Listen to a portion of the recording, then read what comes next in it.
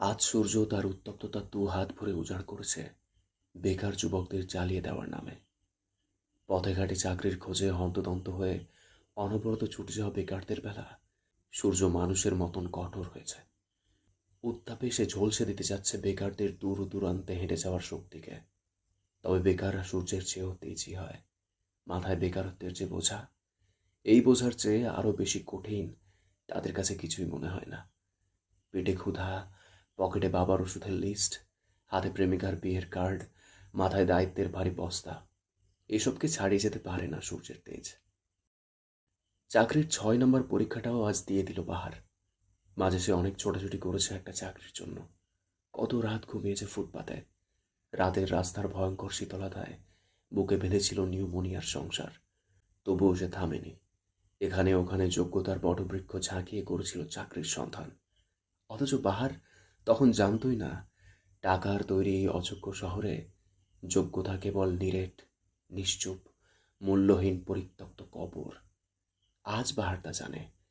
তবে আজ তার একটা চাকরির জন্য তেমন হাহাকার নেই। বেকারত্ব তো সব কেড়েছে। এখন বেকারত্বের হাহাকার বাহারের ভেতর ছুঁতে পারে না। চাকরির চিন্তায় আজকাল তার আর রাত জাগতে হয় না। তবে আজ হুট করে মনে হলো চাকরি তার প্রয়োজন। পায়ের নিচের একটা শক্ত ভিত্তি প্রয়োজন। মানুষ হয়ে জন্ম নিয়ে বেকারত্বের অভিশাপে কুকুর বিড়াল হয়ে বেঁচে থাকাটা জীবনের সবচেয়ে বড় ব্যর্থতা। আর একজন পুরুষ মানুষের ব্যর্থতা সমাজের কাছে হাস্যকর। মাথার উপর রোদের প্রখরতা, ঘামে ভিজে গেছে শরীরের খুব সস্তার টি শার্টখানা, এলোমেলো ঝাঁকড়া চুল লেপটে গেছে পরম অবহেলায় কপালের মধ্যিখানে। সিগারেটে ঝলসানো ঠোঁটগুলো আর গালে চাপদাড়ির অবাধ বিস্তারে বারবাইকে কেমন অবহেলায় হারানো নিদারুণ কোনো সুন্দর নিদর্শন লাগছে, যাকে দেখতে দেখতে কাটানো যাবে শত সহস্র যুগ। হুট করেই প্রচণ্ড পথচারীদের ভিড়ের মাঝে বাহারের মাথায় আর রোদ লাগছে না। সে হাঁটছে, তার তালে তাল মিলিয়ে একটা ছায়াও হাঁটছে, বিরাট ছায়া। বাহার অবাক হয়ে পাশ ফিরে তাকাতেই দেখলো কাঁধ সমান চুলগুলো ঝুঁটি করে খুব সাদামাটা পোশাকে কি সুন্দর হাসি দিয়ে দাঁড়িয়ে আছে চিত্রা। কপালে অবস্থানত ভ্রুদয় আপনা আপনি কুঁচকে গেল বাহারের। অবাক কণ্ঠে সে প্রশ্ন ছুড়ল, এই যে মেয়ে, এখানে কি? চিত্রা বাহারের পায়ের সাথে পা মিলিয়ে ডান হাতে ধরে রাখা রঙিন ছাতাটা নিয়ে হাঁটতে হাঁটতে বলল, রৌদ্রের মাঝে ছায়া হতে এসেছি। এই যে গরম আপনাকে কেমন নাজেহাল করে দিয়েছে, তা তো আমার মোটেও ভালো লাগে না। রোদ ভালো। রোদে শোক ভুলে যাওয়ার ওষুধ থাকে। অতিরিক্ত রোদ মাথায় থাকলে শোক তখন মস্তিষ্কে বিচরণ করতে পারে না। কিন্তু আমরা বরাবরই শীত পছন্দ করি, অথচ শীতলায় শোক গাঢ় হয়। যারা অতীব বিষণ্ণতায় ভোগে তাদের উচিত সারাদিন রোদের দাবানল সহ্য করে পথ থেকে পথান্তরে ঘুরে বেড়ানো। আচ্ছা বাহার ভাই, এত মানুষের ভিড়ে যে এমন হেলে দুলে হাঁটছেন, বিরক্ত লাগে না? এই হাজার মানুষের ভিড়ে থাকলে একাকিত্ব অনুভব হয় কম। মনে হয় আমার মানুষ না থাক, অনেক মানুষ তো আমার আশেপাশে আছে। জীবনকে পজিটিভ অনুভব করাও, তবেই না বেঁচে থাকা সার্থক। চিত্রা একরাশ মুগ্ধতা নিয়ে তাকিয়ে রইল এই বেকার যুবকটার দিকে। কে বলেছে এ শহর কেবল অর্থের পূজারী? এই যে কিছু কিছু কিশোরীর মনে বেকার বাহার ভাইরাই তো একরাশ প্রশান্তি। চিত্রাকে ড্যাব ড্যাব করে তাকিয়ে থাকতে দেখে আর চোখে তাকালো বাহার। ফিচলে কণ্ঠে বলল, এভাবে তাকিও না মেয়ে, দুর্বলতা হানা দেয়। আচ্ছা মেয়ে, তুমি আজকাল বুকের বা পাশটায় উকিচুকি দাও কেন? হেথায় কেন তব আচরণ? বাহারের প্রশ্নে লজ্জায় লাল হলো চিত্রার মুখ। বাহার ভাই দারুণ অস্বস্তি দিতে জানে। হাঁটতে হাঁটতে পথিমধ্যে বাদামও খেলো দুজন। ভাগাভাগি হলো আরও কিছু অনুভূতি। অষ্টাদশীর জন্য এই যেন ঢের। অবনী বেগম দেশে ফিরেছেন 5 দিন হতে চলল।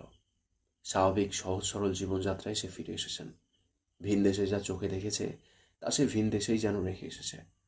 সে খবর কাউকে জানায়নি সে, কাউকেই না। বাড়িটাতে আবার কিছুটা গমগমে ভাব। কেবল মুনিয়া বেগমের শূন্যতাটা হুটহাট বেশ অনুভব হচ্ছে। এত খোঁজখবর করেও মানুষটার কোনো খবর পাওয়া গেল না।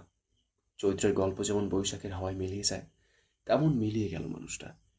কতগুলো দিন মানুষটা ছাড়া দিন কাটাচ্ছে সওদাগর বাড়ি। রান্নাঘরে রান্নায় ব্যস্ত অবনী বেগম। তাকে হাতে হাতে সাহায্য করে দিচ্ছে চিত্রা। ওহি আবার ভার্সিটিতে গেছে, না হয় সেও সাহায্য করত। আজকাল রোজা সওদাগরকে রান্নাঘরে তেমন দেখা যায় না। বেশ অদৃশ্য এক ক্ষমতার দাপট যেন পেয়ে বসেছে তাকে। না চাইতেও সবটা কেবল তার ইশারাই হচ্ছে। আর এসবের সবচেয়ে ভুক্তভোগী মানুষটা হলো চিত্রা। হুট করেই চোখের বালি হয়ে গেছে সে। রান্নাঘরের ভয়াবহ রকমের গরমে ঘেমে নিয়ে একাকার চিত্রা। ছোট মুখটা কেমন শুকিয়ে গেল। মাহীনতার অভাব যেন তার পুরো মুখমণ্ডলে বিস্তার করছে। বাড়ির সবচেয়ে অপ্রয়োজনীয় মানুষ দোয়েলের মায়া লাগলো চিত্রার জন্য। সেই কিশোরী দোয়েল বেশ মায়া মায়া কণ্ঠে বলল, চিত্রা আপা, আপনি ঘরে গিয়ে একটু গোসল করেন। কেমন ঘাইমা গেছেন? আমি তো আসিই আনে, শাশুড়ি আমি আগাই পিছাই দিমু। অবনী বেগমও চুলায় খুন্তি নাড়তে নাড়তে চিত্রার দিকে তাকালো। শ্যামলা মুখটা গরমে কেমন লাল হয়ে গেছে মেয়েটার। অবনী বেগমও আদুরে স্বরে বলল, হ্যাঁ চিত্রা, যাও তোমার ঘরে, গোসল করো। গরমে কি অবস্থা হয়েছে তোমার! রান্নাঘরে এই জন্য আসতে না বলি। যাও যাও। চিত্রা পেঁয়াজের শেষ টুকরোটা কাটতে কাটতে বলল, এই তো যাচ্ছি, আর একটু। অবনী বেগম আর কিছু না বলে কেবল হতাশার শ্বাস ফেললেন। বাড়িতে আসার পর বাড়ির নিবিড় পরিবর্তনটা সে বেশ সূক্ষ্মভাবে খেয়াল করছে। আর বেশিরভাগ সদস্য কেমন যেন এই পরিবর্তনের সাথে তাল মিলিয়ে চলছে নির্দ্বিধায়। একমাত্র তুহিনের জন্য পরিবর্তনগুলো ধারালোভাবে করতে পারছে না রোজে শতবার। ক্ষমতার লোভ সবচেয়ে বড় লোভ। এই লোভে মানুষ চোখ থাকতে অন্ধ হয়ে যায়। পেঁয়াজগুলো সুন্দর করে কেটে ছোট চাচির সামনে রাখলো চিত্রা। অবনী বেগম মাথায় হাত বুলিয়ে ধীর কণ্ঠে বলল, চিন্তা করো না চিত্রা, তোমার আম্মু ফিরে আসবে। সে তোমাকে এক মিনিটও চোখের আড়াল করতে পারত না। হয়তো অভিমান হয়েছে খুব, তাই এতদিন যাবৎ তোমার থেকে দূরে। অনেকগুলো দিন পর কারো স্নেহের হাত পেতেই অষ্টাদশীর প্রগাঢ় অভিমান ঠোঁট ফুলিয়ে ছিটকে বেরিয়ে আসতে চাইল, কিন্তু সে বের করতে দিল না। বরং অমলিন একটা হাসি দিয়ে বলল, মা হয়তো দূরে আছে ঠিকই, আমি সবসময় অনুভব করি তাকে। তুমি চিন্তা করো না চাচি, আমি ঠিক আছি। অবনী বেগম আর কিছু বলার আগেই চিত্রা রান্নাঘর থেকে প্রস্থান করল। দীর্ঘ শ্বাসে ভারী হলো পরিবেশ। হাসি খুশি পরিবারটার আদলে থাকা মানুষগুলোর নির্মমতা বেরিয়ে আসছে যেন ভদ্রতার মুখোশ ঠেলে। ঝিম ধরা ভারী সন্ধ্যা, বৈরী তার বিবর্ণ বাতাস। ওই কাঁধের ব্যাগটা মুঠোয় চেপে ধীর গতিতে হাঁটছে। আজকাল চিত্রাকে তাদের বাড়ির গাড়িটা দেওয়া হয় না যাতায়াতের সুবিধার জন্য। মেয়েটার হাতে টাকাও বোধ হয় নেই। ওহি দিতে চাইলেও নেয় না। হেঁটে হেঁটে বাসে চেপে যাতায়াত করে সে। কলেজ বাসা থেকে কাছেই, রিক্সা দিয়ে আসা যাওয়া করা যায়, হেঁটেও আসা যায়, কিন্তু কোচিং বেশ খানিকটা দূরে। গাড়ি ছাড়া উপায় নেই। চিত্রার আবার বাস ট্রাভেলিং সহ্য হতো না, বমি করে ভাসিয়ে দিত। অথচ আজ মেয়েটা নির্দ্বিধায় আসা যাওয়া করছে সে বাসেই। চিত্রার প্রতি এমন অন্যায়ের নীরব প্রতিবাদে ওহিও বাড়ির গাড়ি ব্যবহার ছেড়ে দিয়েছে। ওহির দ্বিতীয় বর্ষের ফাইনাল পরীক্ষা চলছে। সারা রাত দিন পড়াশুনো করেও তার তৃপ্তি মিলছে না। পরীক্ষার হলে গেলেই সে যেন সব ভুলে যায়। কি একটা অবস্থা! এই যে মিস, শোনেন প্লিজ। পরিচিত কণ্ঠ নীরব রাস্তায় যেন ঝংকার তুলল। ওহির ঝিমিয়ে থাকা চিত্ত মিনিটেই চঞ্চল হয়ে উঠল। কপাল কুঁচকে বিরক্ত ছড়িয়ে গেল তার সারা মুখে। পায়ের গতি থেমে গিয়েছে ততক্ষণে। নীল রঙের পাঞ্জাবি পরা সুদর্শন নওশাদ খুব দ্রুত এগিয়ে এলো। ওহির পাশাপাশি এসে দাঁড়ালো। মুখে তার বিরামহীন সেই হাসিটা, কণ্ঠে মধুরতা। পাশে এসে দাঁড়িয়েই মিষ্টি হাসি বজায় রেখেই বলল, পরীক্ষা কেমন হলো শুনি? ওহির চোখ মুখে তখন আধার করা বিরক্ত। কণ্ঠ ঝাঁঝালো করে সে উত্তর দিল, আপনাকে বলতে হবে? হ্যাঁ, বলতে হবে বলেই তো জিজ্ঞেস করা। নওশাদের স্বাভাবিক উত্তরে ওহির চোখ মুখে ধরা দিল বিস্ময়। লোকটা পাগল টাগল নাকি? ঝাঁঝালো কণ্ঠ আর স্বাভাবিক কণ্ঠের পার্থক্য বোঝে না নাকি? বিরক্ত হয়ে আবার নিজ গন্তব্যে হাঁটা ধরল সে।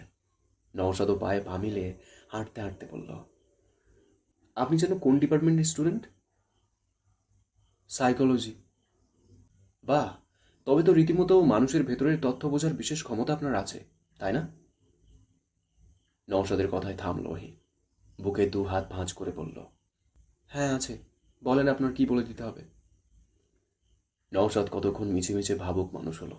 অতঃপর বেশ জয়ী একটা হাসি দিয়ে বলল, বলেন তো, আমি আজ নীল রঙের পাঞ্জাবি কেন পরেছি?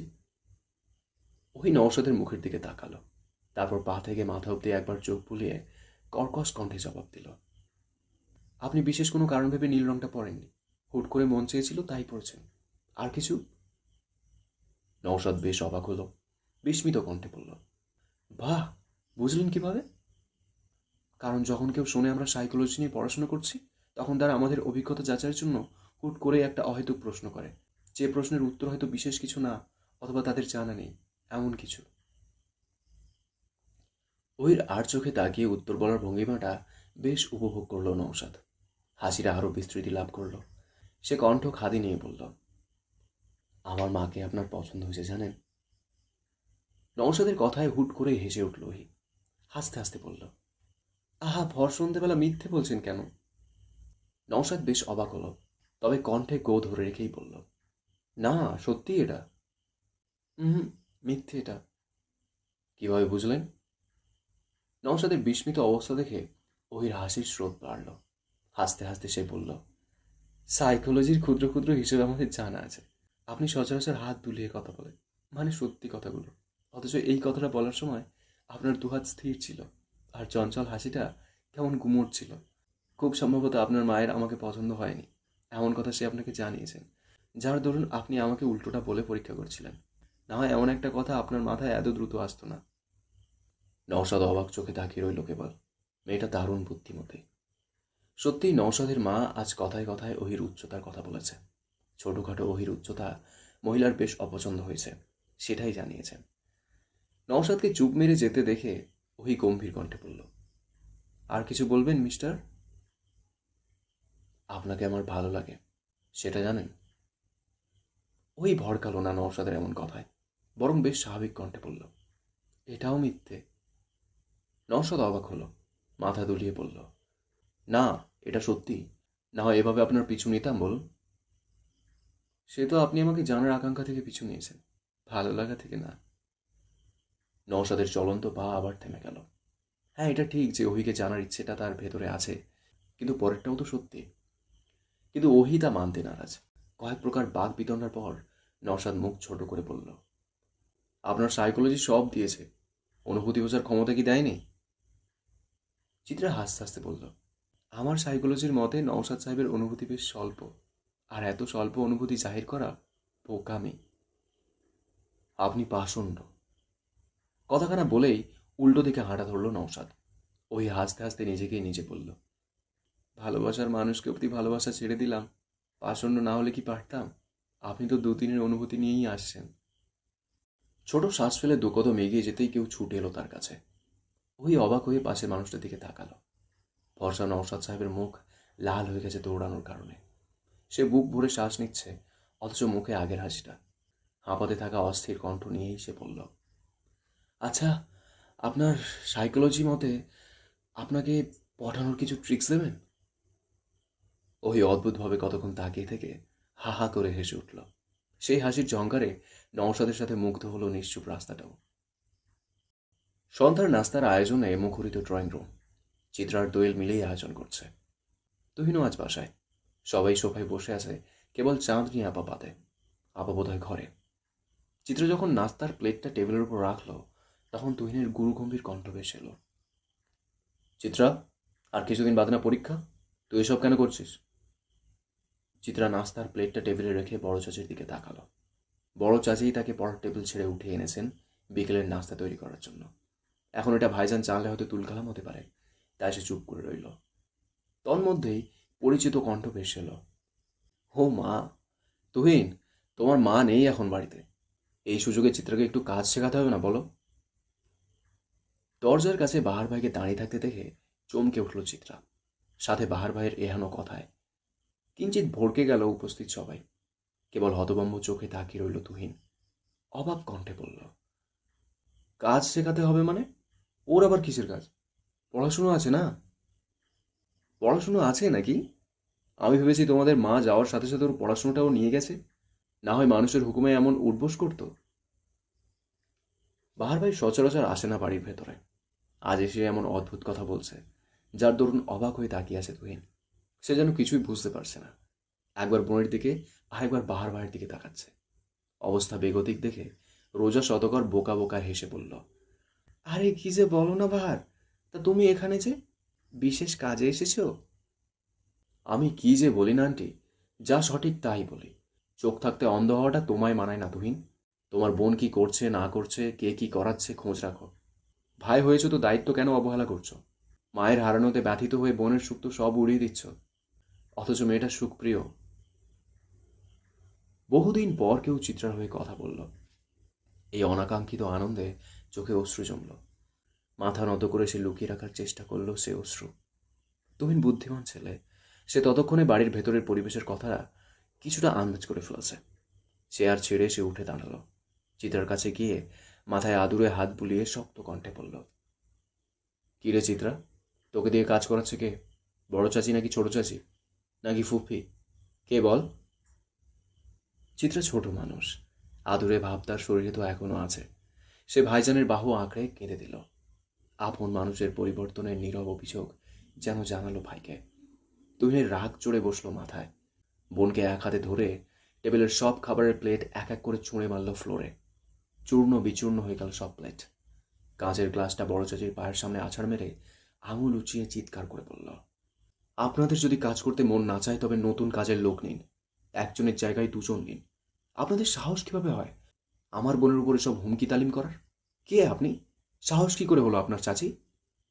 তুহিনের এমন রাগে উপস্থিত সবাই ভীত। কেবল স্থির রইল পাহাড়।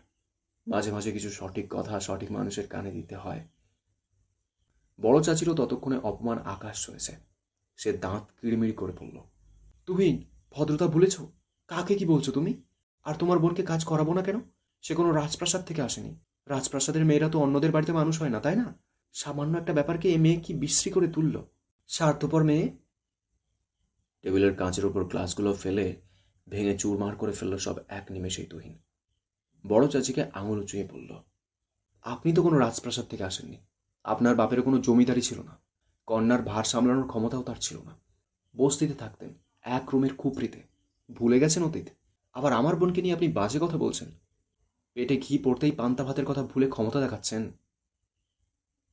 অপমানে গা ঘিন ঘিন করে উঠল রোজা সওদাগরের।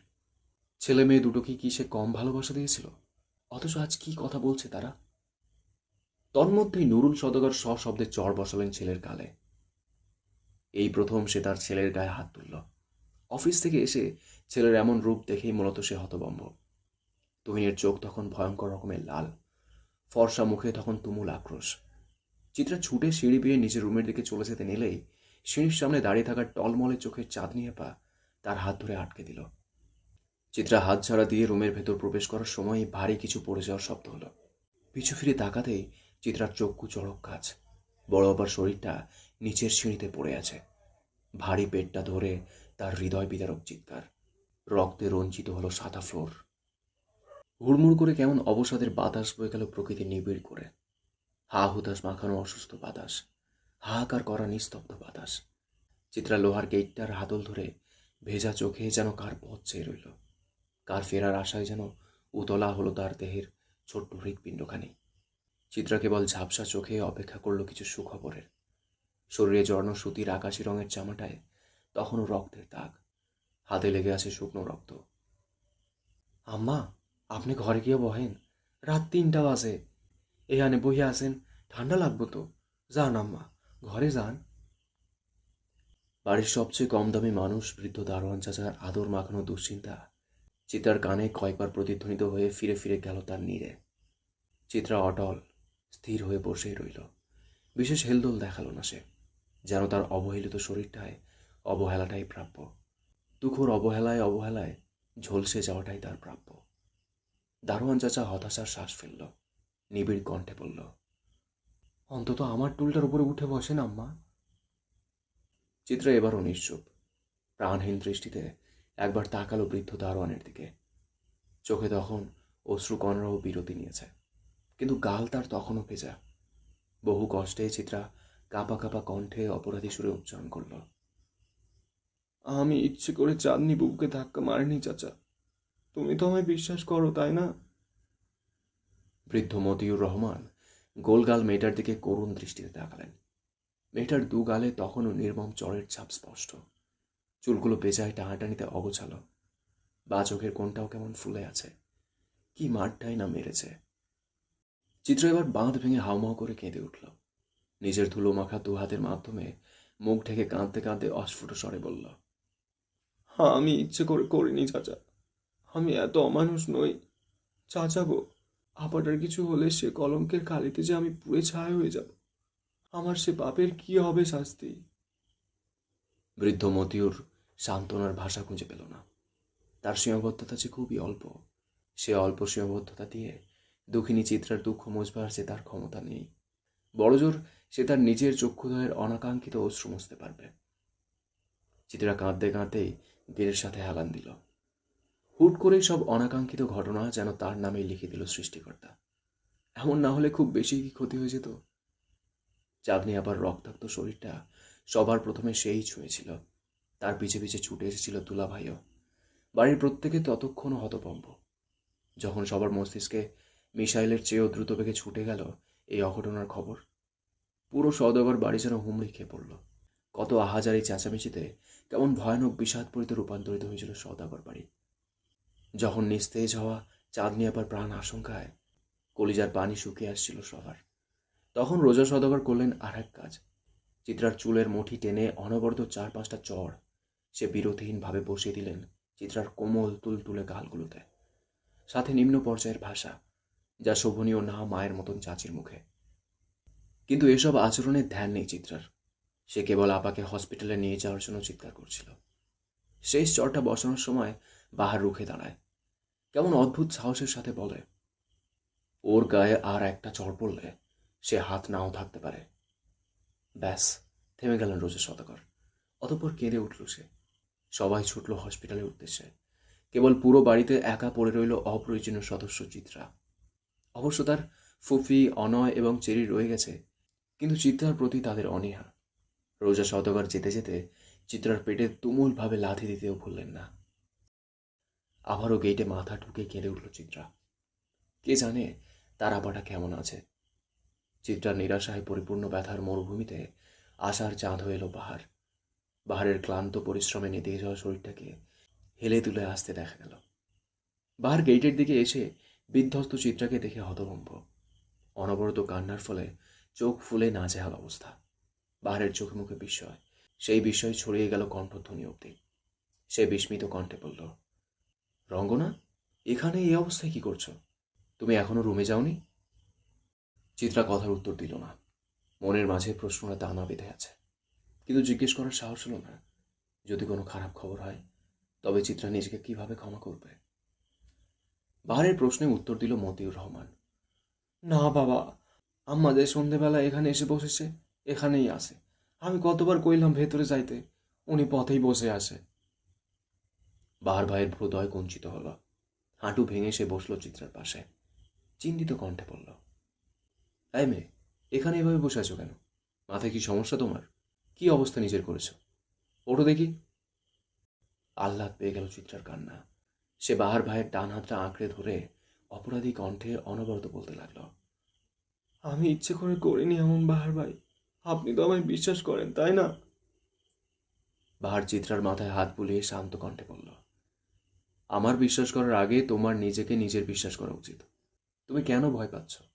অপরাধী ভাবছো নিজেকে?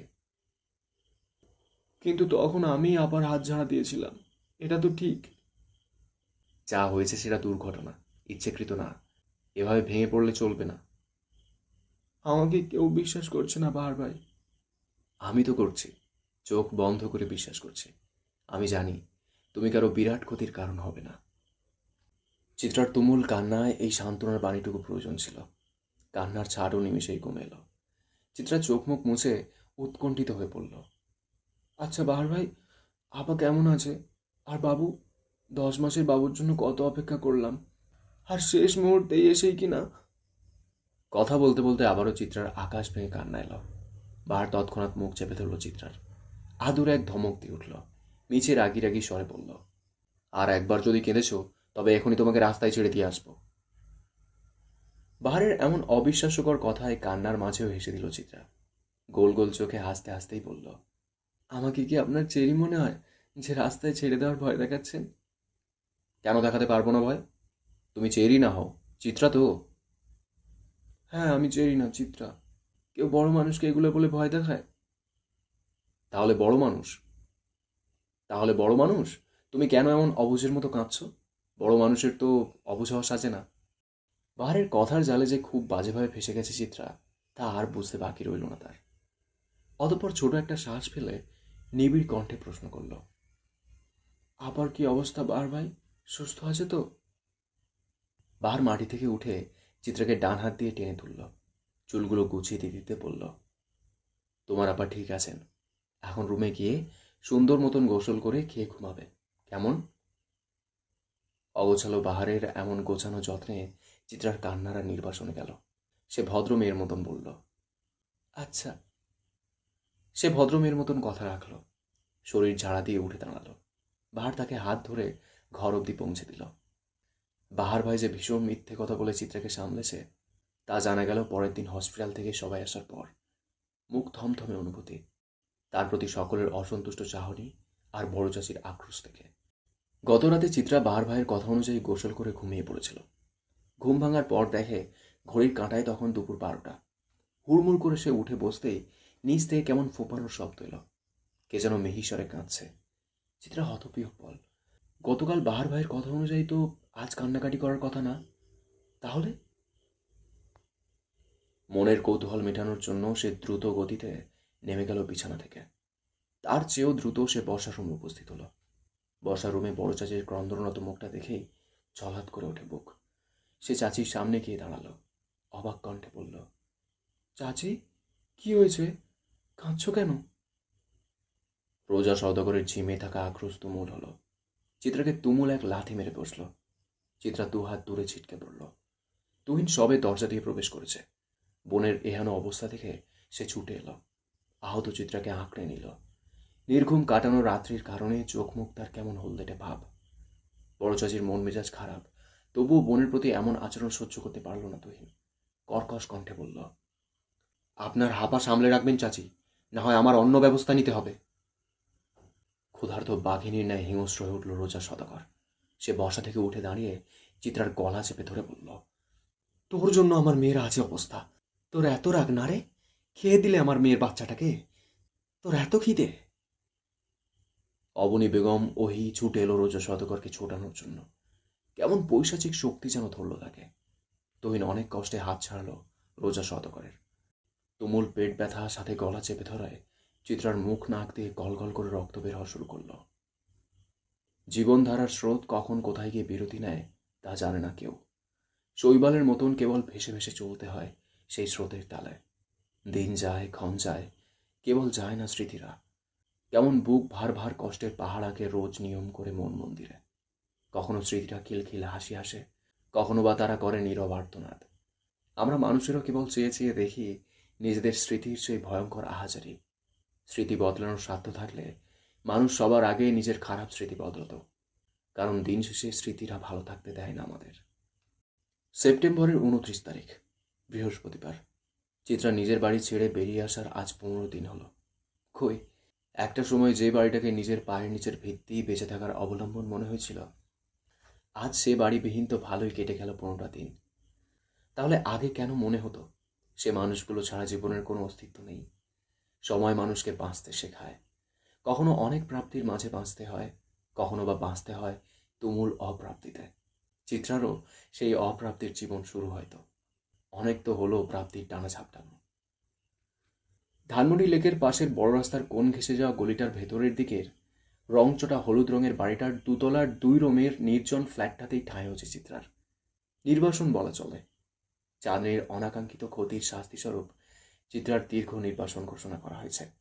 খারাপ কি, নীরব বেঁচে থাকাটা মৃত্যুর জীবন্ত স্বাদ। চঞ্চল চিত্রাকেও সে স্বাদ নিতে হলো প্রিয় মানুষদের কাঠিন্যতায়। প্রকৃতিতে তুমুল ঝড় উঠল।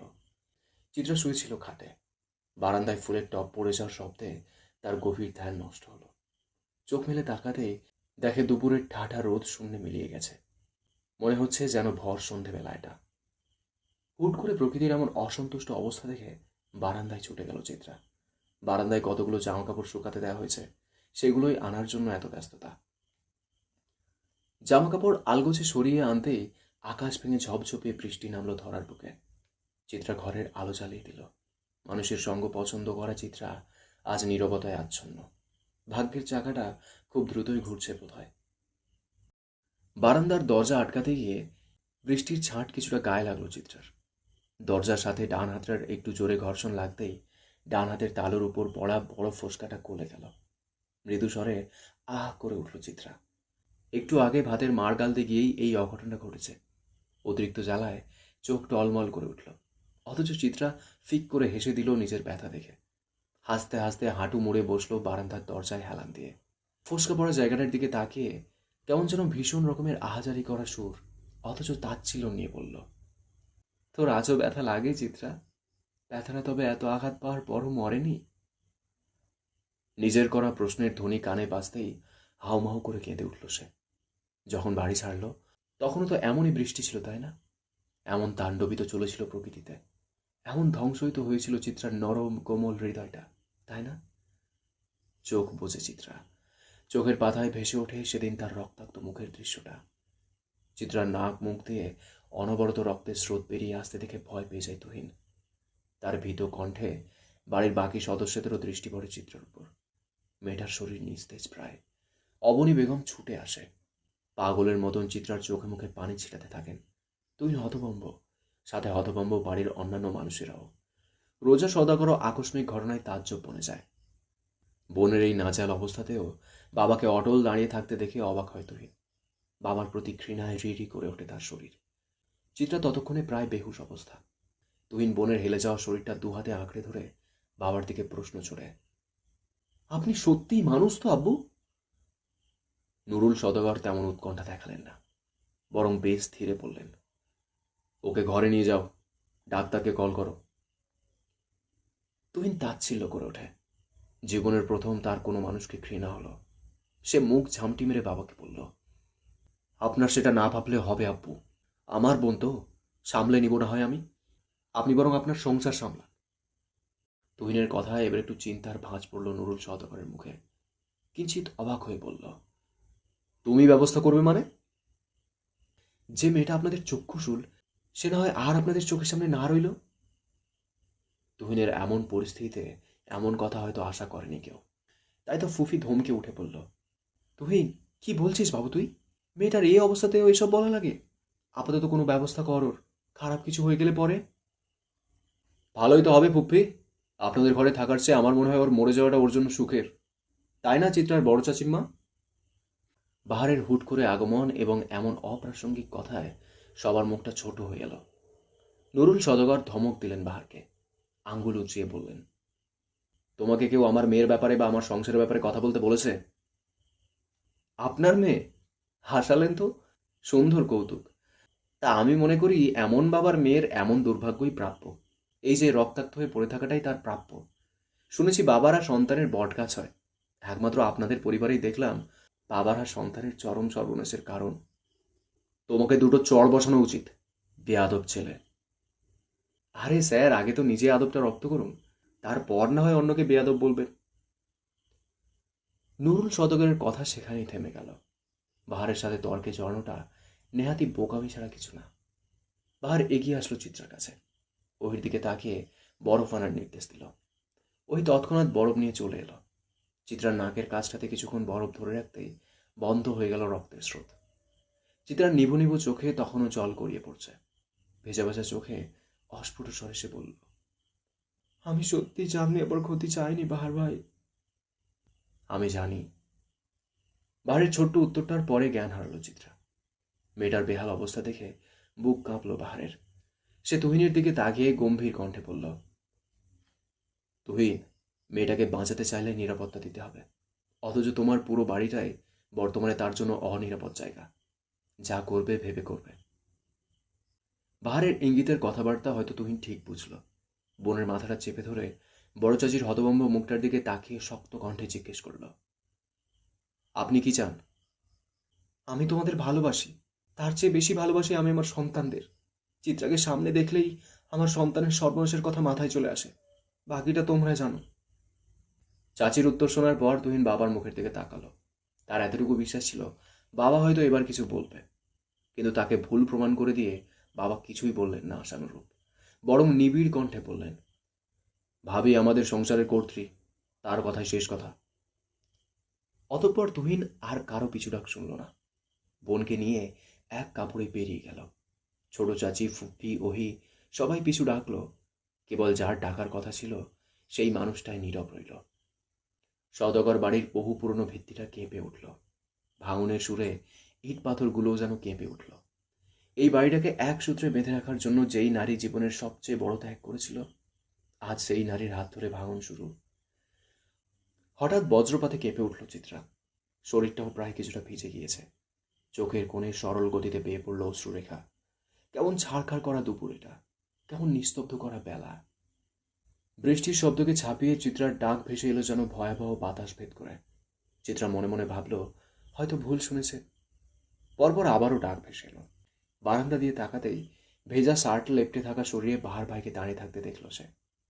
বাহার ভাইয়ের সাথে গত সপ্তাহে দেখা হয়েছিল। এরপর আর লোকটার খোঁজ নেই। আজ হুট করে কোথা থেকে উদয় হলো সে। চিত্রাকে ধ্যানে মগ্ন থাকতে দেখে বাহার তৃতীয়বারের মতো নাম ধরে ডাকল এবং নিচে আসার ইঙ্গিত দিল। চিত্রা মাথা দুলালো।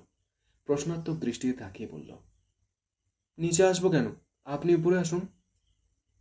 বাহার বৃষ্টির জন্য ভালো করে চোখ মেলে তাকাতেও পারছে না। তবুও বারান্দার জানালা দিয়ে বেরিয়ে আসা চিত্রার মুখমণ্ডলের দিকে তাকিয়ে বলল, তাড়াতাড়ি আসলে আসো, না হয় বসে থাকো। এত কৈফিয়ত দিতে পারছি না। চিত্রা অধৈর্য হয়ে বলল, দাঁড়ান দাঁড়ান, আসছি। বাহারের মাথায় দুষ্ট বুদ্ধি চাপল।